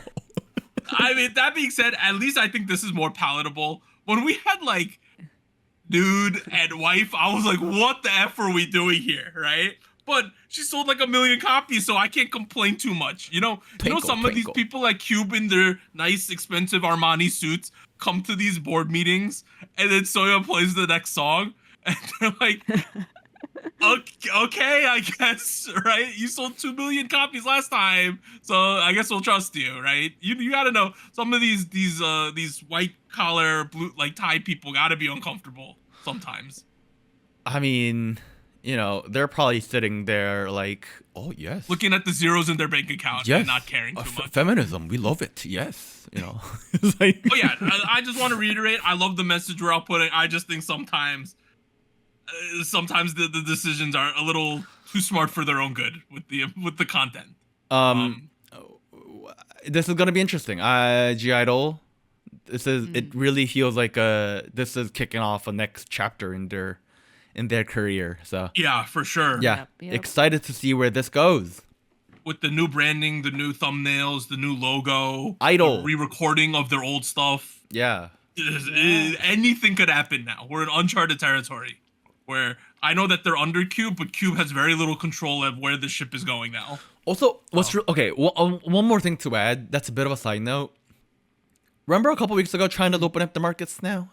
China money, China coming in. Oh, China yeah. They gonna make so much money. Oh, I-dle's gonna make that cash. Yeah, like if y'all don't know, Yuki was on like Chinese Running Man for a long time, right? And very popular there. Oh, they gonna make that cash. Don't be surprised if we have like a Chinese version of the album going forward too. Would not be surprised. Oh yeah. Would not be that could surprised. happen for sure. Yeah. Now they're putting Shuhua in a very awkward spot if they go venture into the mainland market, but we'll see what happens there. Why is she from Hong Kong? She's from Taiwan. Oh shit. Okay. I didn't know. I didn't know. Let's get out of here. Geopolitics. Let's steer clear. You know? Goddamn. Okay. Other big releases this week include RIIZE, Ember to Solar pre-release, Kiss of Life, Live, Love, Laugh special single, Eli's Crazy Train Chew, Back in Town B-side, Day 6, Maybe Tomorrow, I-dle, which is the pre-release Girlfriend, Rose Messy, which is from the F1 movie, A Bloom, which is the people who left 50/50. They debuted with Echo, VVS Perfect, which is a pre-release, BB Apocalypse. She's back to being crazy BB, by the way. She's not Bamyan Gang anymore. XG Million Pieces, The Wind, Hello Tomorrow, Jung Se-yoon, Goodbye, BTS's Jin, Don't Say You Love Me, Lisa, When I'm With You, featuring Tyla, Din with Attention Seeker, Baekhyun Elevator, VVS with DIMM, Kim Jae-jung, Rockstar. Oh my god. We'll revisit some of these in the coming weeks, so hang tight. We could do like a soloist special. We could do Jin, Baekhyun, IU. Would be nice. Kind of line up. Throw in BB. Hey, we could do that too. Yeah. We're at SojuScore. We're running long with all these reviews, but last time, episode 327, Gnarly got a 2.46. I would honestly up my Gnarly score to like a 5 at this point. Damn. I give it a 3. I'd give it a 5. We have RIIZE with Bag Bad Back with a 5.83. TXT Love Language with a 6.85. We're gonna give scores to the songs this week. P1 Harmony Da, Meow Drop Top, tripleS Are You Alive, Boy Next Door, I Feel Good, RIIZE Fly Up, I-dle Good Thing. Let me get this. All right, P1 Harmony Da. I thought I did enjoy what P Harmony gave us here, but I don't think we were breaking any new ground here. I gave it a 6. Nice. I also gave it a 6. It was fun. I like the energy. I think some changes could have pushed it a little further, but it's still good. I like to think that this is where the average of a hip hop based K-pop song should be, so I have a 5. All right, and then SojuTalk Nation and Gochu Gang also gave out a score to P1 Harmony. They gave it a 6.68, so fairly positive. And as a result, it receives a 5.92. All right. Next, we have Meow with Drop Top. I really like Hands Up, but this ain't the joint for me. This is not Hands Up. I was underwhelmed, to be completely honest. Ooh. I give it a 4. Oh, dang. I thought it was going to have a low score. I gave it a 5. I just thought it was... For Anita, that's like a 2. So, So, yeah. Damn. I have a 4. I also did not really enjoy how familiar it sounds. As a result, well, SojuTalk Nation Gochu Gang gave it a 6.41. Way more positive than us. Okay. And it, as a result, 4.85. Which, honestly, pretty fair. It's close to average. Next, we have tripleS with Are You Alive? Despite my dislike of the laws on a song-by-song basis, I'm gonna give it 7, actually. I think the song's I think it's an extremely catchy song. And I've been la-la-lying like for the last 2 weeks. Yeah. I think the endeavor they're doing, like the theming, the package of it was pretty cool. Did I think there were too many laws? Yes. But I don't know. I didn't think it was absolutely like terrible, like I don't know. I think it wasn't could be salvageable, so I gave it. Sorry. Oh my god. Yeah. Oh my god. I give it a 6. La La La by La La La, my favorite Italian brain rot meme song there is. I have a 6. SojuTalk Nation and Gochu Gang enjoyed this one. 7.09. Ooh. Wow. Oh. And as a result, it gets a 6.52, which, fair score. Next, we have BOYNEXTDOOR with I Feel Good. I enjoyed the Michael Jackson part, Warren. I gave this one a 7. Whoa, okay. I think I enjoyed this song the most this week. I think the energy was good. Right? It was a little short, but it's still nice. So I give it a 7. Let's go. Warren did not enjoy this one to give it a 7. Yeah, I don't have a 7. I don't have a 6. I have a 5. I thought it was alright. It's a little forgettable for me. So SojuTalk Nation Gochu Gang also voted. They gave it a 6.15, and as a result, it receives a 6.29. Next, we have RIIZE with Fly Up. Lauren's score is going to be interesting here. I thought this was just some cookie cutter musical theatery, High School Musical-esque song, which I thought it was positive. I gave it a 6. See, I was between a 5 and a 6 because there were parts that I thought were pretty good, like the vocals, but I don't know. I don't think I'm gonna come back to it as much just because it's so predictable. But good performance, so I give it a 6. Is it a 4, Warren? Let me speak, man. 3? Look, I just think it's a little too sterile for me. It's a little too predictable. It's a little too cliched in every corner of the shape. I have a 3. Oh my god. 3. That's rough. So just like they should have Gochu Gang voted. They gave it 6.21. And as a result, mostly due to Warren's waiting, we got a 5.30. Which, we salvaged it. That's not terrible. Yeah, SojuTalk Nation is very consistent with the scores. When we average everyone together, most songs are like, some people like it, typically. Finally, we have I-dle with Good Thing. I was never going to give this below a 5, guys. I was not going to. Oh, really? Okay. I was not. You rarely do. Yeah, I rarely do. Yeah. If I give it below a 5, that means Doug did not like. Not a good time for Doug. This one though, I was gonna give it a 5, right? Huh? But while we were talking about it, I had it on in the background. Probably listened to it during our discussion 3-4 more times. We had our discussion about it. I'm convinced and I did mention it's my favorite in the last 2.5 years. I upgraded my 5 into a 6. Wow. Through our discussion. Okay. Before giving it a 5 Okay. before we talked about it. I also have a 6. I think, like I said, this is very reminiscent of that era in K-pop, the 4-minute recession pop era. I like me some. It's nice to hear it. I wish they would have done a little thing, like a more different stuff to make it more theirs. But it's a 6. Oh boy, I'm gonna get shat on this week, aren't I? I thought it was high. How high is this? It's I like it. I like it a lot. It ain't a 6. It ain't a 7. It's an 8. Oh my Dang. God. I really think this is not a track that's gonna work for everybody. I will admit that. And if you feel like Correct. its call out to Brad is a little too in your face and it's a little too predictable, sure, I don't disagree with that. On the other hand, I feel like they leveraged it to a theme that works really well with them, and they managed somehow to balance everything that goes on with this group. So there you go. Damn. SojuTalk Nation Go-To Gang gave this one a 5.40. This was the worst rating song of the week. Yeah, they gave a lot of 6s. I can see it. I could see it. I could see it. Maybe As I a just have result, shit got a taste. 6.35. Do you want me to pull a Wizard of Oz and show you the behind the scenes on this one? Do you want to see what the scores look like, Warren? For this one? Sure. For I-dle? Yeah, let me pull back the door. Sure, yeah.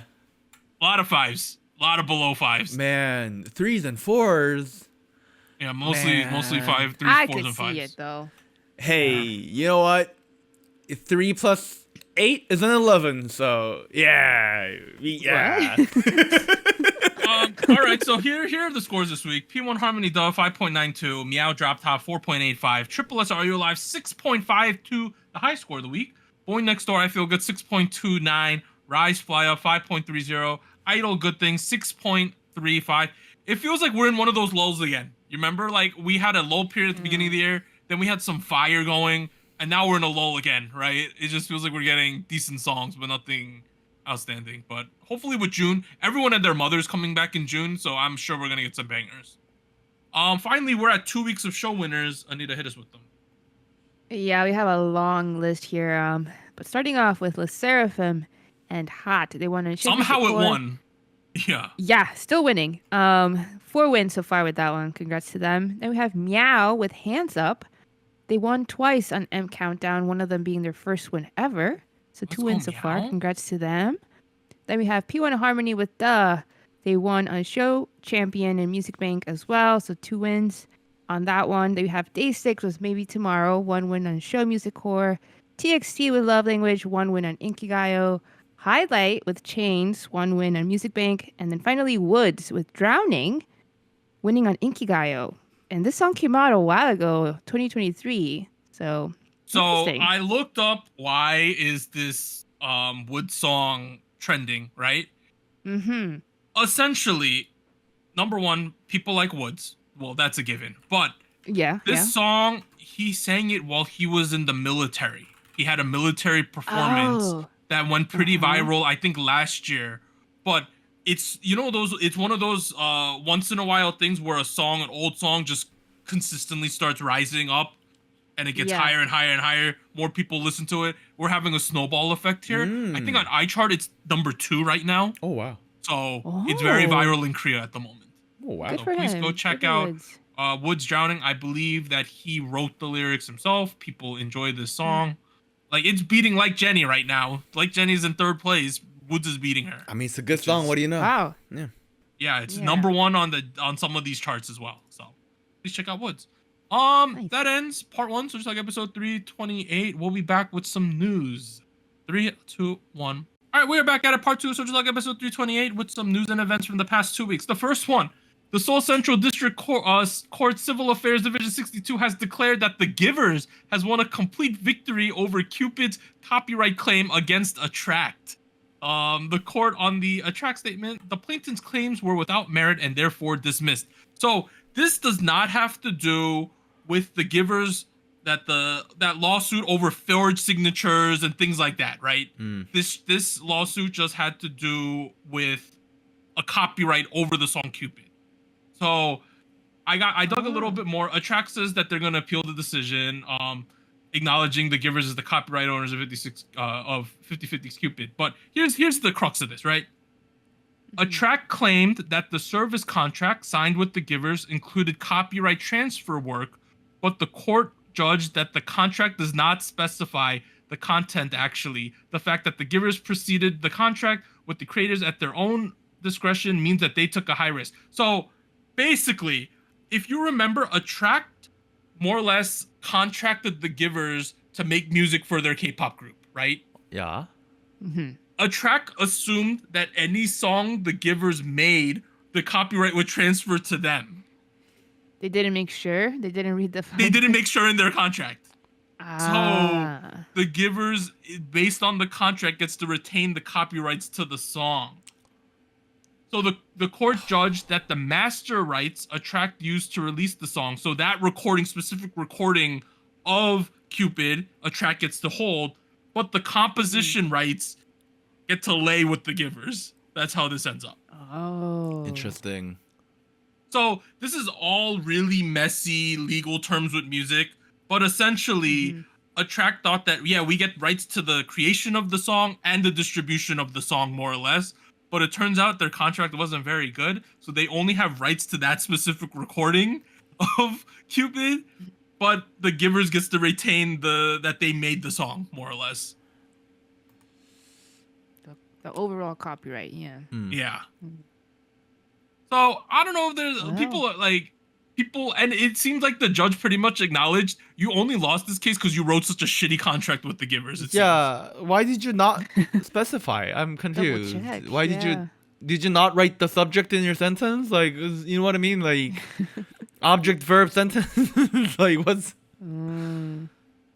Yeah. So basically, this does not have to do with, like, there's another lawsuit dealing with the fact, like, the givers guy faked those COVID tests. And there's another thing is that he apparently forged people's signatures to get, like, the other people who worked on Cupid to give him the rights to it and change the percentages. That's a whole different lawsuit. So just know that the main lawsuit with the forgery and the COVID test, that one's still ongoing.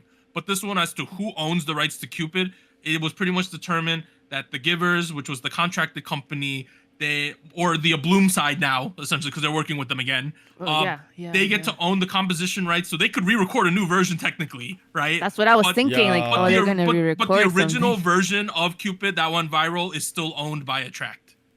Right. But now a Bloom could release Cupid triplet version or something like that now. Yeah, they could. Yeah. So that's what happened there. Next thing. Y'all might hate the song, but Cat's Eye Gnarly debuted on the Billboard Hot 100 at 92. It's viral everywhere. I see it all the time. It's something, all right. It will not leave my algorithm. It's always there on my Instagram. It's there, and everyone dancing to it. And I see so many like member meme, like them dancing to it and memes about them. It's crazy. Honestly, though, good for them. Like I'm glad people are having fun. Yeah. Next thing, so. SM had one of those business meetings where they told the shareholders what to come. So Q2 for SM, Doyoung, RIIZE, Irene and Seulgi, 10, BoA, SHINee, aespa, Hearts to Hearts. Q3, BoA against Super Junior, Key, NCT Dream, Haechan, BoA in Japan, Suho, Chanyeol, Joy, WayV, aespa, NCT Wish, Hearts to Hearts, DJ Hyo. So everyone in SM is coming back in the next 2 quarters. Everyone. Wait, scroll back up. We have Hearts to Hearts twice and aespa twice in Q2 and Q3. Yes, they're doing both. That's a lot. So if you look right here in Q2, it says aespa's gonna release a single, Hearts to Hearts gonna do a single, but then in Q3 they're both gonna release mini albums. It's gotta be a pre-release. Okay. Maybe? Right? Yeah. I don't know. It's gotta be. That's what it's. Yeah. That's what it looks like. That's what it's looking like. Yeah, they're gonna do a pre-release and then stick that onto an EP in the 3rd quarter. Okay. Yeah, but it's pretty exciting. It's a lot of stuff for SM to be doing. Yeah. Speaking of that, we got confirmation. See, Irene and Seulgi Tilt, they got a brand film going, and they're gonna have a comeback next in a week, I believe. So people are pretty excited about this. Wow. That one's there.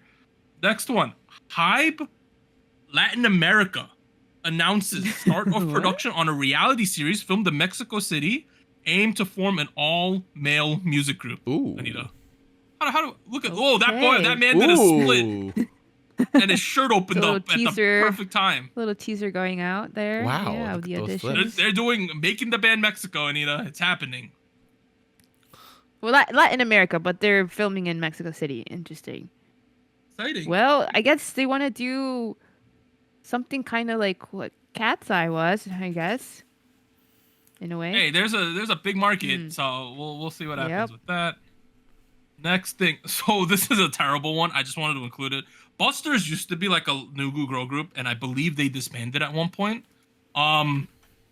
Their company decided to make a AI girl group, and they're using their original Instagram for it. Oh no! Why would they do this? They deleted all the posts, retained the followers, obviously that remaining followers, and now it's going to be an AI group. Oh, ew! I'm seeing there's some clips of this, right? I thought those were real girls.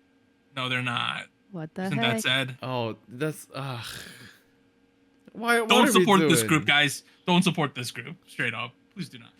Look, terrible. I work in the tech industry. I'm like, I have mixed feelings about AI. Like, I am as positive about it as scared about it. I see the benefits of it. Don't get me wrong. But like, this is not gonna replace real people in pop music. Come on. Why are we? Come on. That's stupid. That's. Yeah, it's a. Get this meta. You're not gonna mention the word slop. This is the AI slop. That's slop. Guys. Yeah. Right, this is the slop. Get this out of here. Next thing, so Tom Cruise is promoting Mission Impossible. He's coming to Korea. He's gonna be on Run Jin's variety show. Oh my god! Hey. Wow. What is that? What a collab! Cruise and Jin. Yeah, so that's happening. Next thing, so there was a so Workdoll is a pretty big YouTube show where they make the current iteration. They had either NMIX's Haewon or I-dle Shua. They go do interesting jobs, right? It's a spin-off of Workman, which was a very viral Korean internet show. But they more or less were selecting the new MC because Haewon and Shua, I believe, might be leaving, and they chose Billy Suki as the person to replace them. I think Shua was the first season runner, and then it got replaced with Haewon for the second and third season.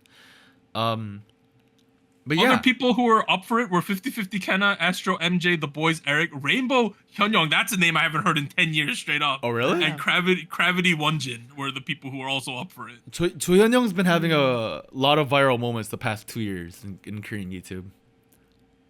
So people thought she would make it. Dude, okay, to be fair, back in like Gen 2, she was a clip farmer. Like, let's be honest here. Even back then. Yeah, but like people didn't know underneath the photos she was a fucking weirdo when you like give her a mic. Yeah. I'm excited for Tsuki though, cause like she it seems like she has a very funny personality. So. Yeah. Yes. Let's keep going.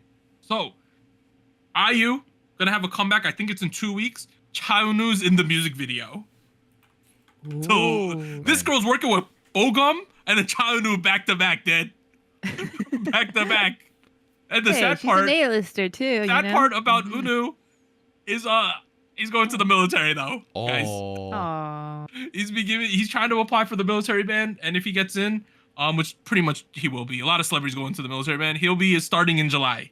So people are very sad about this one. By the way. Best of luck to his enlistment. Yeah. The upcoming IU EP is gonna be another remake album. Oh. Yeah, it's the third. So she every now and then she does a 꽃갈피 album, which is like it's like a bookmark made of flowers. That's what a 꽃갈피 is. So the first time she did it in 2014, she had a remake album. She did one in 2017. Now she has one in 2025 with it looks like she's gonna have a bunch of K-pop from the 80s, 90s, and 2000s. That she's gonna be covering, remaking, that sort of thing. Oh, that's fun. Yeah. She's covering Seotaeji, Roller Coaster, Ooh. God fucking Shin Jung-hyun out of nowhere.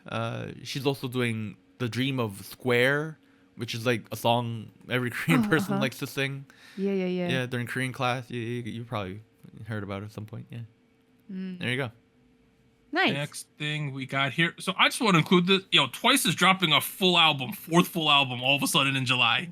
Wow. And they released this teaser video, and everyone's like, "Holy shit, they're going ham for this one." Wow. It's called 4. Ooh, I like the vibes. Yeah, the vibes were like intense. Oh yeah. Twice, right? Very intense. Yeah. So people are excited about that. Next thing, so SHINee is releasing an album called Poet.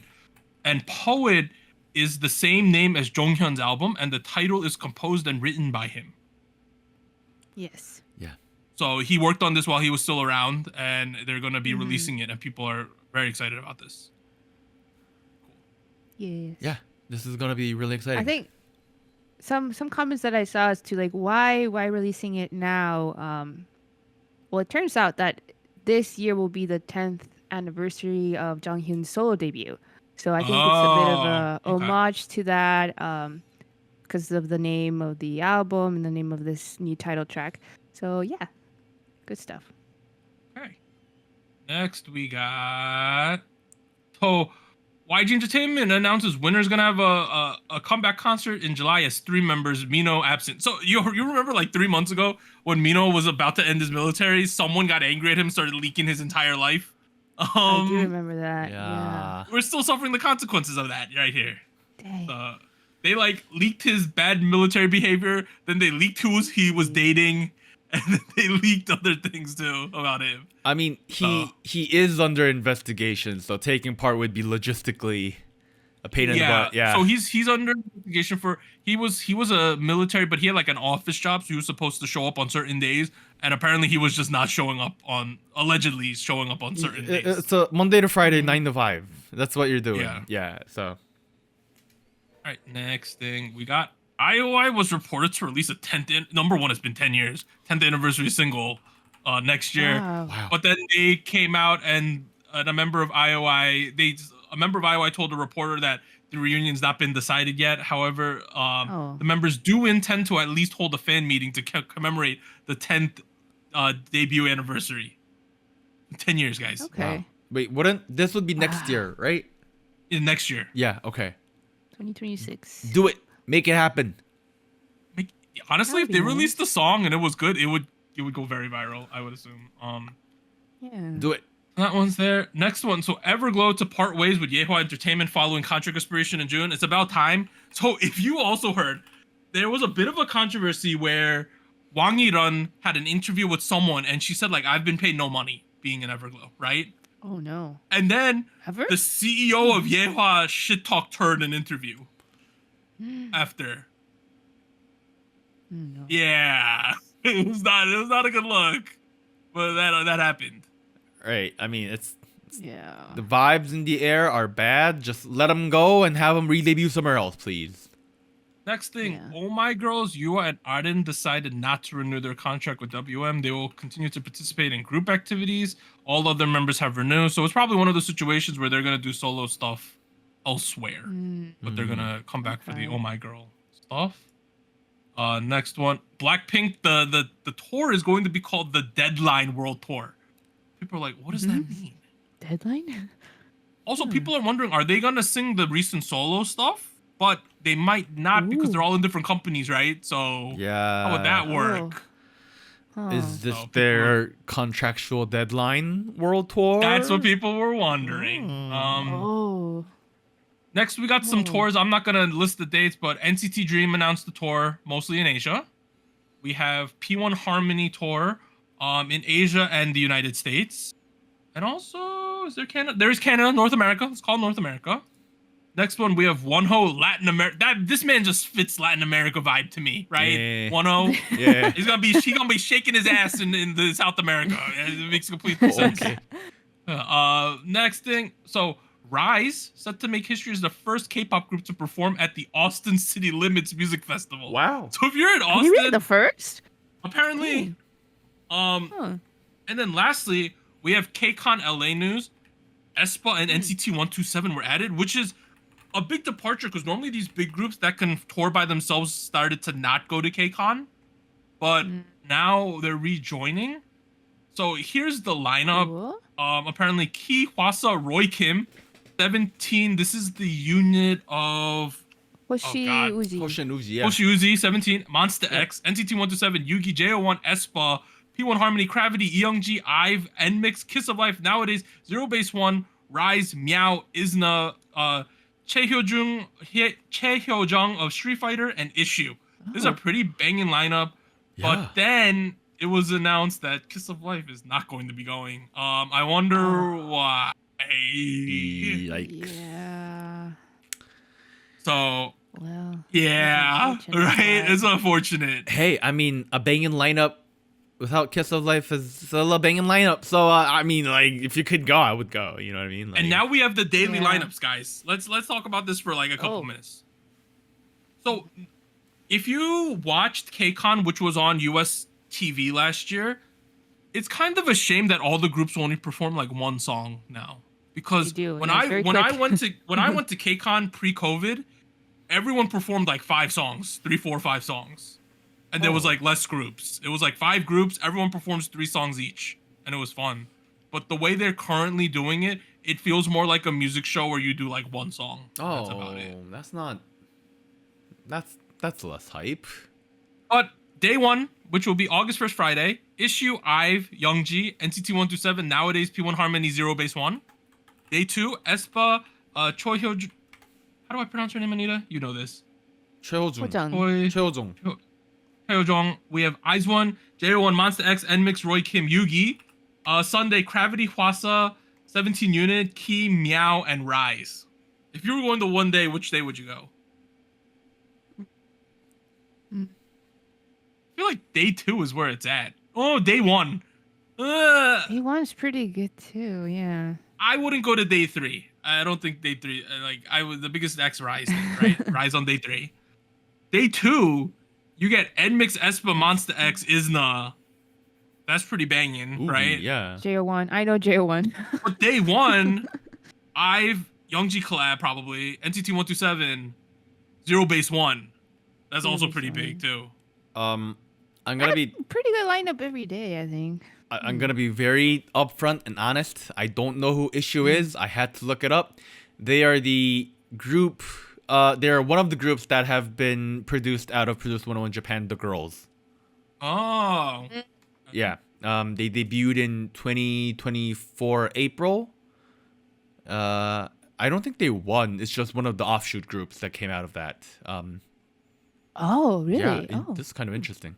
Day Yeah, 2, usually it's the winner. day two's the move, I think. Me too. Yeah, but then Roy Kim's gonna sing boom boom boom boom we want it. even though we're in August, he's gonna sing about spring. I'm gonna bet, right? Like, what else is he gonna sing? 8월이 왔네요. Yeah, so that's all the news. Next week, Black Swan, Kickflip, Red Velvet, Irene and Silgi, 17. So that's pretty much it. This has been SojuTalk, your weekly shot of K-pop. I'm Doug. I'd like to thank Warren and Anita for joining me for the mega episode. 6 songs is a lot, guys. It's rough. It is. We'll see you guys next time. Bye, everyone. Bye. Bye. And here's an extra special shout out to all of our Fiesta Patreons on patreon.com. Bagel, Charles, Cotton Ball, Ellie, Gogu Mama, Honey Pools, Incoming Snail, Liam's Games and Toys, Natalie, NJ Parks, South Texas Once, Siu Sumi. And thank you for joining SojuTalk, your weekly shot of K-pop. Thank you, really.